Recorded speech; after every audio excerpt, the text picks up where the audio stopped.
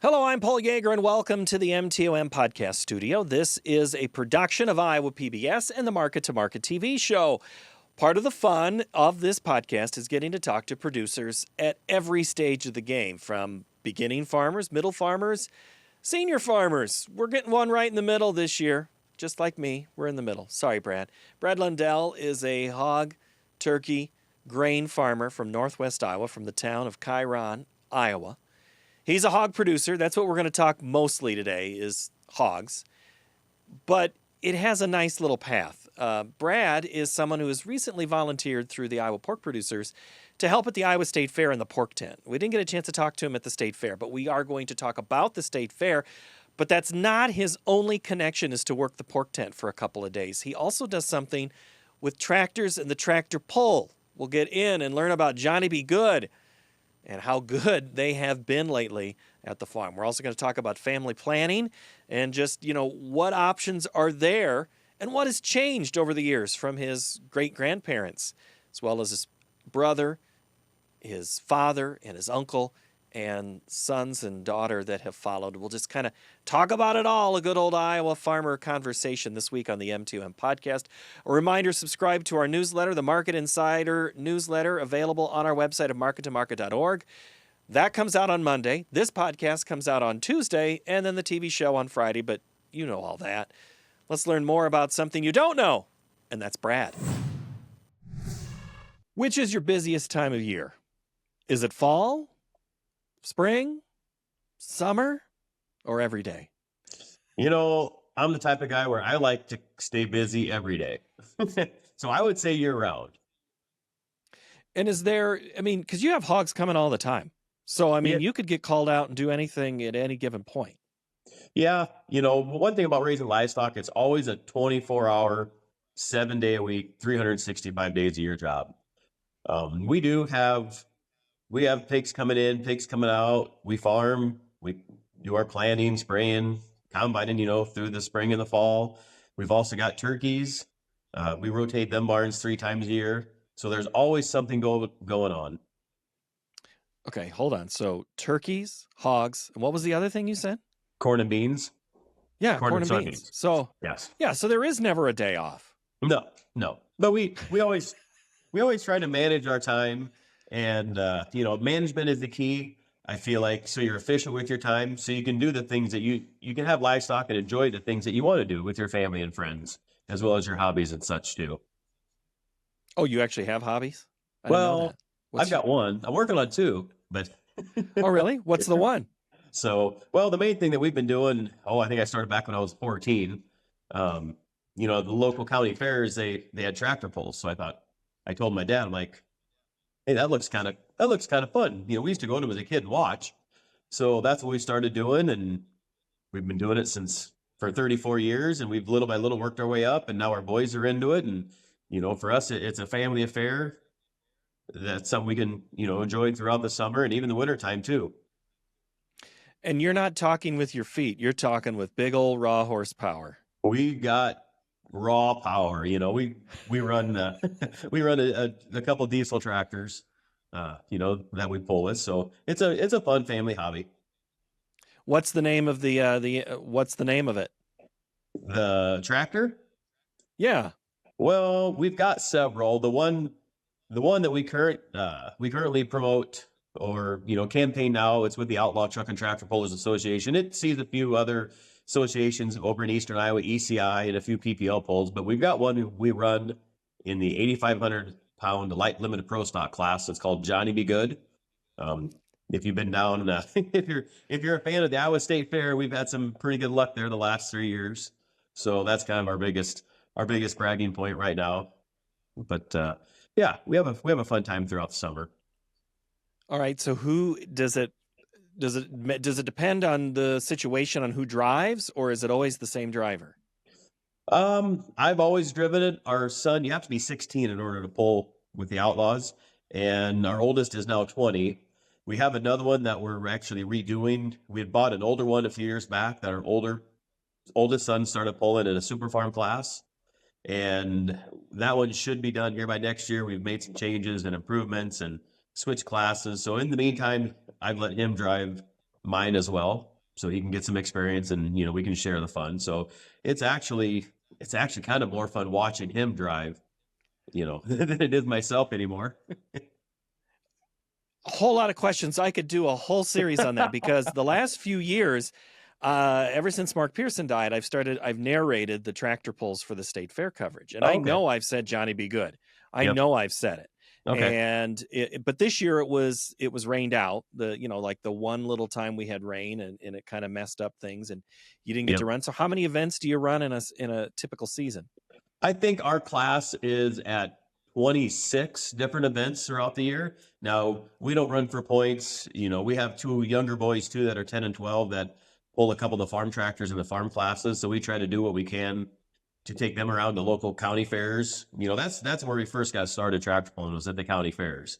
And then you just keep growing and increasing and improving. And, just no different than a football player. Starting at high school, going to college and making it to the pros. And so we have some kind of on every level. And when you talk about the state fair being rained out, we were down there because we are also on the Iowa Pork Tent Committee. So Monday morning, we were working the pork tent, and it just, Mother Nature, we we either love her or we hate her. And I think a lot of us were pretty frustrated that we didn't quite get the timeline down on when she was supposed to let it rain and how much. Just some short showers made the infield, everything just not fit to put the pole on this year, unfortunately.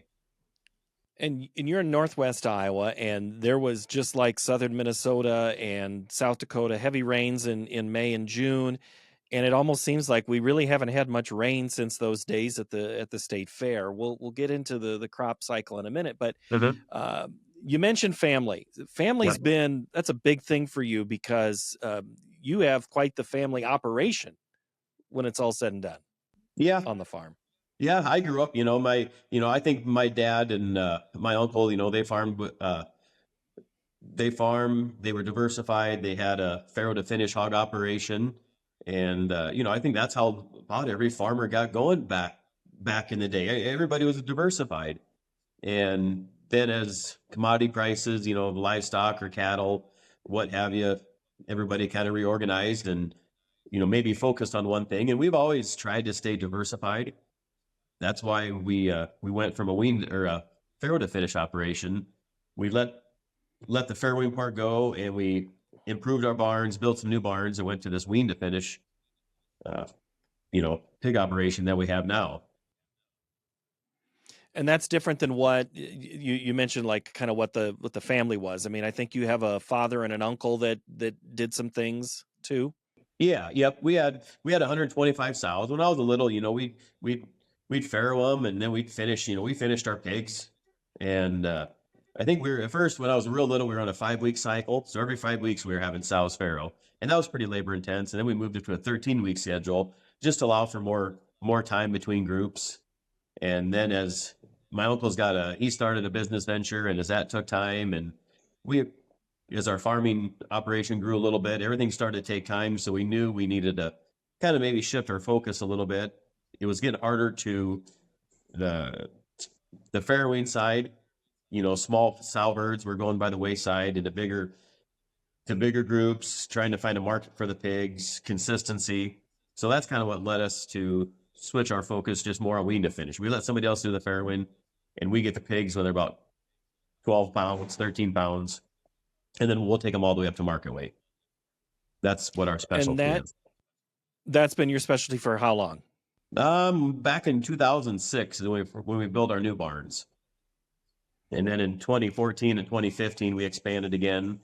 And actually in 2012, my brother came back to the farming operation, and he built some barns in 2012. And then in 2020, he built another set of new barns on his home place where he lives. So we had the opportunity to do it. So both of us took advantage of it. We're pretty diversified. We also have a turkey feeding operation. There's a processing plant close by.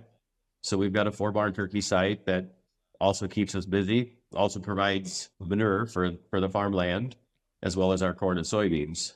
So I felt like we've done really good on being diversified and be able to be sustainable, being able to use more of the manure back on the land and still follow the main focus, that my dad, my uncle, and my grandparents, set forth years ago.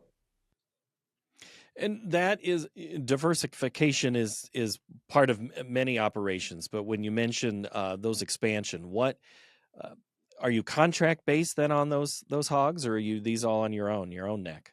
The hogs that we have in our barns right now, those are all contracted. We contract with a vet company. Um, they've been a great partner. We've worked with them since the start. I feel like we have an excellent reputation with them. They're great to work with. They strive for consistency. They strive real hard to produce the best pigs that they can. And we also are part of a sow group where a bunch of us growers have bought into a sow farm as well. So that way we have some skin in the game too. Hmm. And then the same with the turkeys. What's their setup? Yep, that's just a custom feeding operation for a well-known turkey company, and there's a Okay. uh, processing plant close by.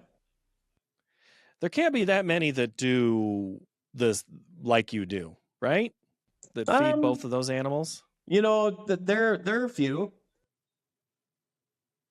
Um, there's definitely a few guys, not many.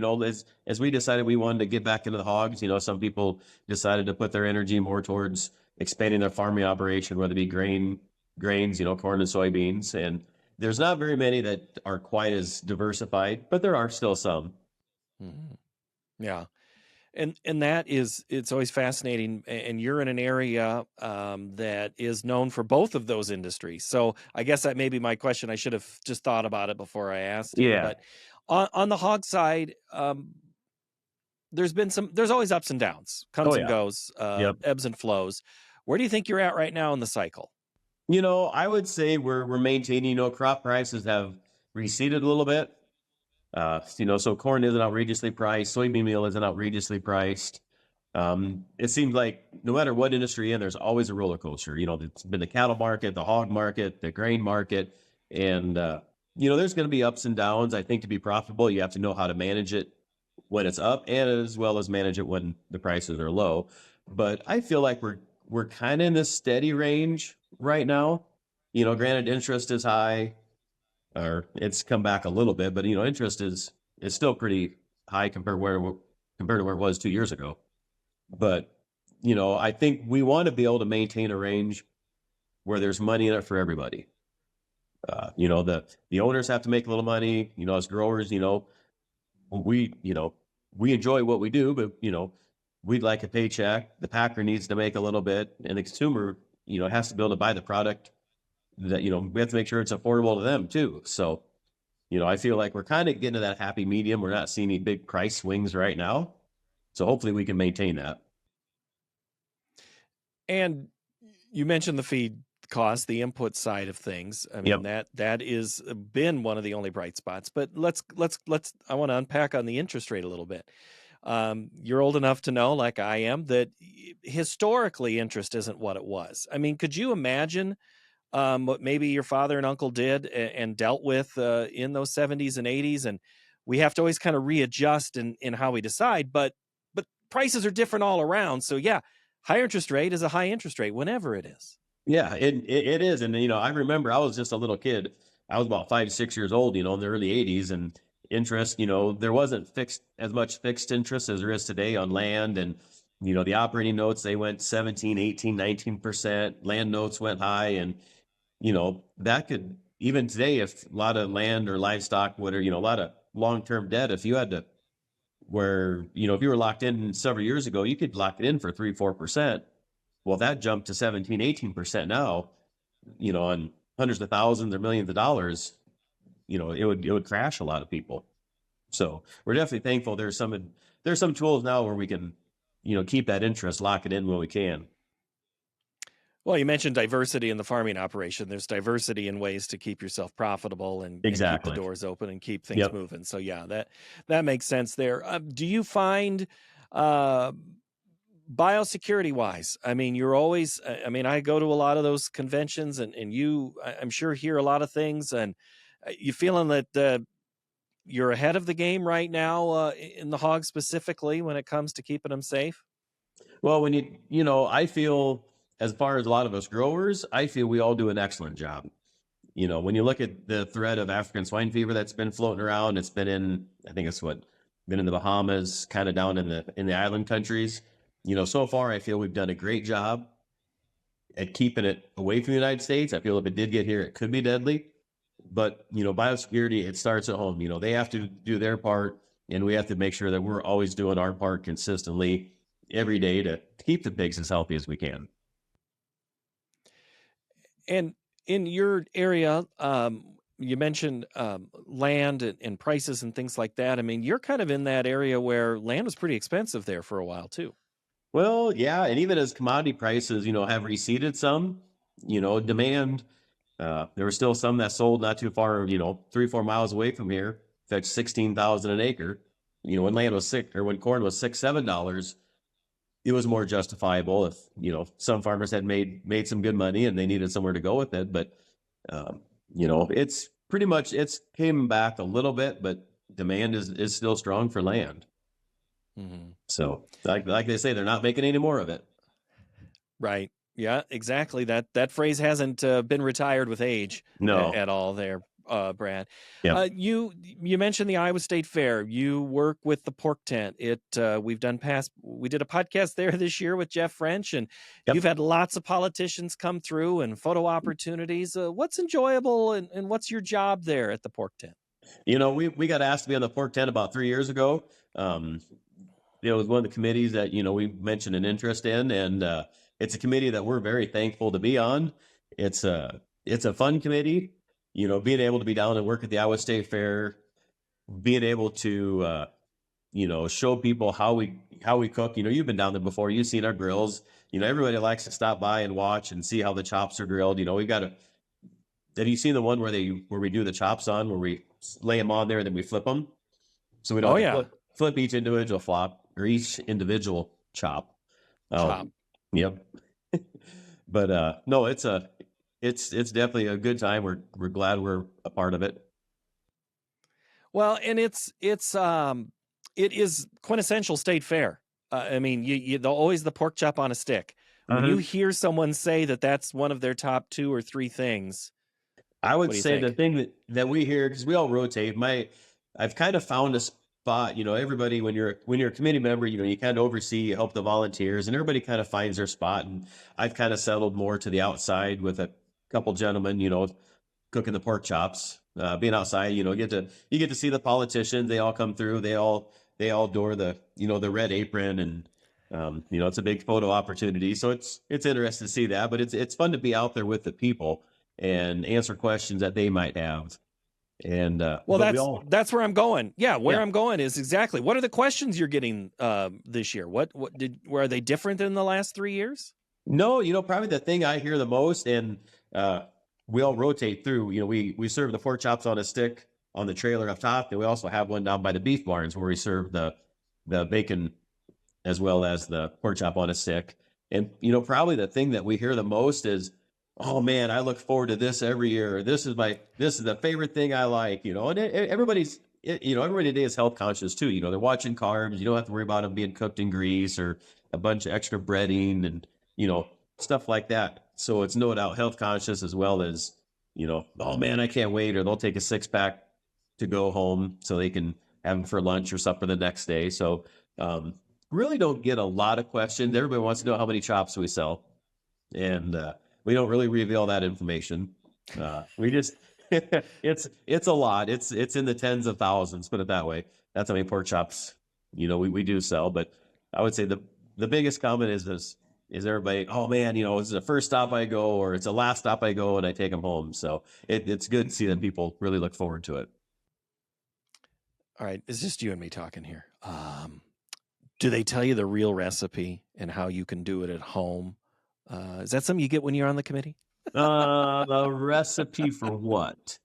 Well, to make the pork chop on a stick. I mean, I know it's a cut, but yep. I mean, the seasoning and all of those, I mean, how you cook it. I mean, actually, I've tried to replicate it and I can't do it. It's actually a cut. The pork chop on a stick is a trademarked piece of meat that the Iowa Pork has. And we don't season them at all, actually. It's just how they're cooked. And, it is a special cut. So we can, it's our pork chop on a stick to get that bone. The specialty cut it is. So it's, we have our process of securing that meat and that cut. And, we feel we do it very good. I've covered the fair for going on 20 years now, and I don't think I'd ever heard that it was. I mean, I know it's special. I Yep. didn't know it was special that you had all ordered it that way, Yep. and that's the way you get it. I mean, I think, anybody can go to a shop, I believe, and get it cut this way. But this is Iowa Pork's, kind of signature cut that we Yeah. can promote at the state fair. When you are there, and you talk about what people are asking you and numbers and things like that, do you ever Mhm. occasionally get that random question about, oh, are you an actual hog farmer? Or, how many hogs do you have? I mean, does anybody ever really kind of want to know that from you? I don't think anybody asks, but I think, when you go to whether it be the pork tent or the beef tent or the turkey grill, you know, I'm going to assume here, but everybody, I want to say, assumes that you're part of the industry in some way, shape, or form. It's fun. My wife, she likes to go out to the dining room, and she'll wipe tables and she'll have conversations with people, and wherever we can have good conversations about where the food comes from and what our part of the process is. The more we can educate the general public, the better we are. And that's, I think, what the state fair does it perfectly. A million people from Mhm. the city, from the country, get together, and hopefully they can converse, and even if they're just standing in line for those 3 minutes to get a pork chop on a stick, or a Mhm. turkey leg, or a roast beef sandwich, whatever it Yep. is. Yeah, I mean, no doubt agriculture, is a big, big part of Iowa's economy. And, and one thing nice about, if I can go back to the pork tent for just a second, we're super proud, after I think 30 some years of the old pork tent, it was time to retire that, and we've concluded our second year of the brand new Iowa pork tent, new building, more shade, for people to come in and eat. So, we're definitely really, really proud of that. And hopefully we can make an impact, for another 30, 40 years or longer. And a little more stable and Yep. usable throughout the year. Yeah. Yeah. No doubt.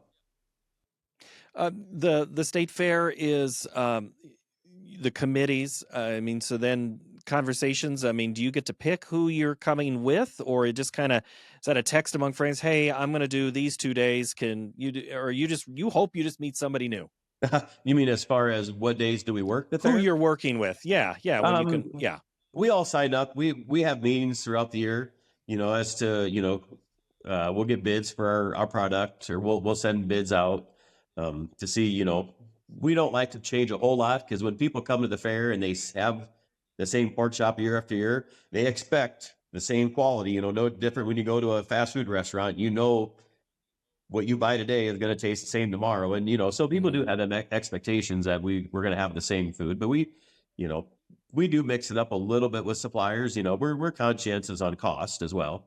And we got to keep everybody honest, but we have meetings throughout the year, and then we get to sign up, and, everybody that's on the committee really does a good job. There are some people that like to work the weekends and have day jobs. There's some people that like to take off, use their vacation and work through the week. And then they can go home on the weekends and tend to stuff on the farm or wherever they are. They make sure that's, their livelihood gets done too. So Prior to 3 years ago, what was your experience with the Iowa State Fair? prior to 3 years ago, we were just a spectator. We take the kids down there, and we were just a spectator, just like anybody else, until we kind of got involved with the fair in two ways. Number one was through the Iowa Pork Tent. And also that was when on the west side, if you covered, the fair for a number of years, how they took away the racetrack, and they have, Mhm. the grandstands, a permanent concert facility now, and they built the Elwell family park there on the west side. So the tractor pull is absent for a few years. And then back in 21, when they brought it back, the group that we're involved with the tractor pull and helps put on the pull at the state fair. So we've been involved with helping with the pull for that since 21 as well. So for us, I feel like we get a double benefit. We get to help with the pull as well as spend some time in the pork tent too. Yeah, and two extreme corners, the far west and the almost the Yeah. super far east there. Yeah, you really do get it covered. Yeah, we get our Uh, workout. So, Back on the farm, yep. you've been busy trying to, it's fall, it's harvest. The beans came out here this week. Yep. What'd you think of them? It surprisingly, we did have some late rains in August.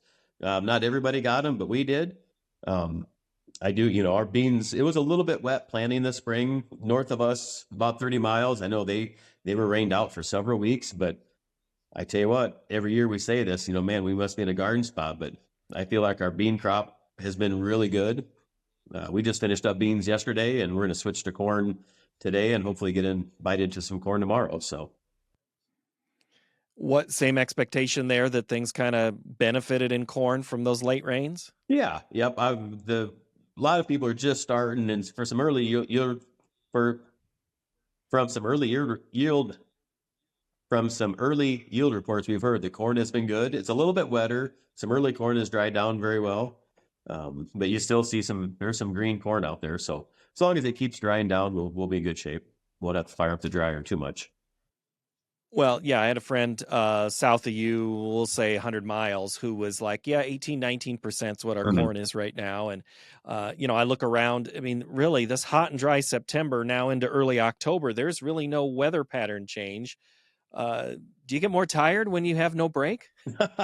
I don't know. It seems like you can get more stuff done during the day when don't have rain to contend with. It's even this next week, I know it's supposed to be sunny. I think Saturday's supposed to be windy in the upper 80s. So no doubt we've got some great corn drying weather coming in. But with that, actually we had one yesterday, our combine didn't catch fire, but our bean field caught fire. We Oh, figured it had to do something with the emissions is what we kind of tracked it down to. But that's always a concern when it is hot and dry and windy as well. So always something. Yeah, I see the pictures of combines that have had fires, and yeah, it's just tough and it goes quick. yep, it And you does. hope it's not that. And in the field can go quick too. Yep. Yeah, we No we got doubt pretty there. fortunate. We got pretty fortunate. This was in an area that already been combined. We think it happened when my uncle was moving over to the other far side of the field. There was some chaff that had been hot, and when he was driving, it bounced off. Is what we think. So, but luckily we had a disc close by, so fire department came just as a backup, but got it under control quick and no damage. So that's good. How old is your oldest son? Our oldest is 20. 20. Yep. So does he want to come back? Yeah, he went to 2 years. We told the kids, you got to go to experience college. I don't really care if you learn anything, but you at least have to experience, the college atmosphere. So he went to a 2-year college for ag business, and he actually had the opportunity to buy 2 hog barns from my brother. So he purchased them, and then one thing if I can bounce back to diversification for a minute, when you have manure, you have to figure out a way to get it from the pit to the field. So it started back in 2000. We built our barns in 2006, and in 2007, we bought our own manure tanks, and we traded a couple of them off, and he's got his own tractor and tank now. So now that we've finished the beans, he'll start hauling manure from the barns to the field. So And that's a role he can do. yeah, oh yeah. He enjoys it. He's kind of a one man show, but he tackles the barns and takes them with his rig. He can do a 2,400 in about 2 days, and he's happy because he knows the harder he works, the more gallons he's going to get. The more gallons he's going to get, the more money he's going to make. So when you have a short period to make money, you got to make hay while the sun shines. Well, and I was going to go back. I'm glad you went back to diversity, because I was going to kind of ask about family, because I think you said younger kids, 10 and 12. Yep. And so, and given your family situation, and I mean, do you feel that it's different from what your kids are looking at for opportunities versus what you had?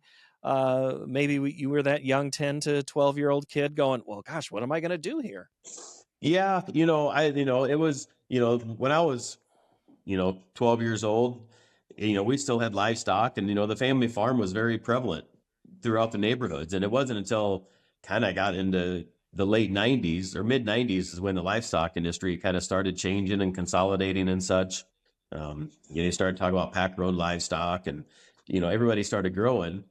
And I guess I'm pretty thankful that we had the advantage to work with our integrators we did and expand as much as we did. And part of our expansion, no doubt, was hopefully to secure a future for our kids. Our daughter is 17.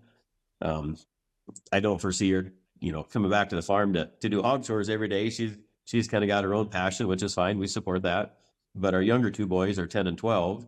And if they see an opportunity, we've definitely got the opportunity for them to continue on what we've been doing, what my dad and uncle started, or what my dad and uncle continued from my grandpa and our great grandparents and so on. So your kids would be fifth generation then? Correct. Yep. Okay.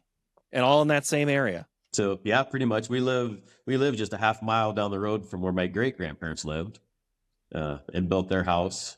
So we feel pretty fortunate, to be basically in the area where our ancestors started years ago.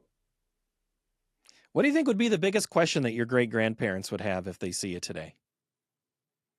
I often think about that, because that's a question I always think is like, man, if my grandpa could see this, they farmed with, 2-cylinder tractors back in the days. And of course his parents, they had horses, mules and such. And, I don't know what the biggest question they would ask. Maybe they'd ask, with everything, the biggest question they would probably ask is why, because there wasn't there wasn't the technology, there wasn't the need for everything.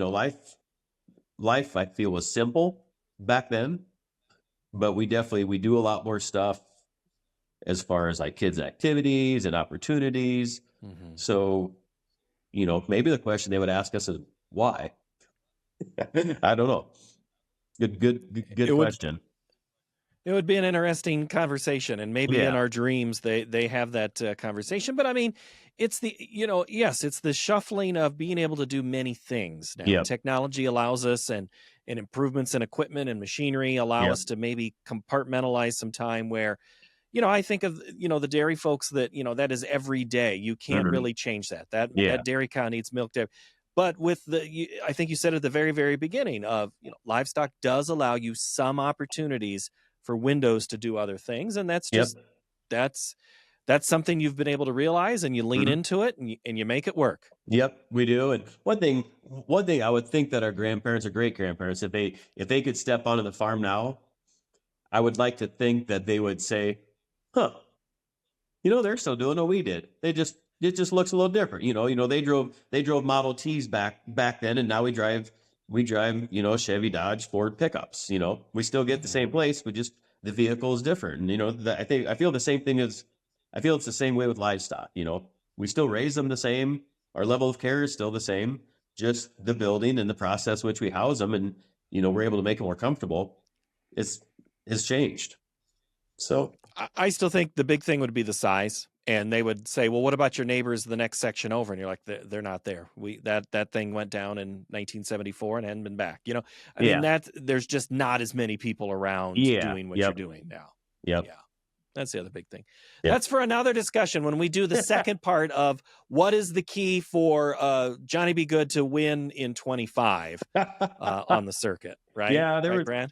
There was definitely some pressure. We were down there, and they were, they're like, well, we're gonna make it a 4-peat, and I'm like, you just go, you have fun, and you end up where you end up. And there's some little tricks to maybe knowing where to go, and sometimes you get lucky, sometimes it pays to pay attention. And I felt like we've paid attention, and it's suited us well. We've done well, and we'll try it again next year. And you do all your mechanic work yourself, or someone else there in the family? No, we do some of it. Our other tractor we're building, it'll be in the same class as what we're putting a new chassis on it now.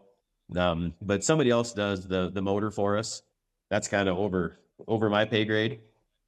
And for what it has to be done, I'd rather trust somebody else to do that. But we try to do a lot of everything else ourselves. So.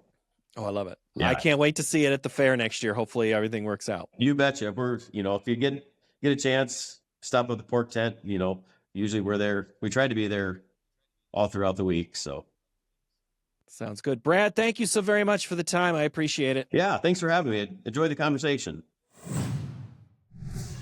Thank you for watching, listening, or reading along with this podcast. New episodes each and every Tuesday. Subscribe at the newsletter at markettomarket.org and have that delivered to your fingertips every Monday. New podcast episode comes next Tuesday. We'll see you then. Bye-bye.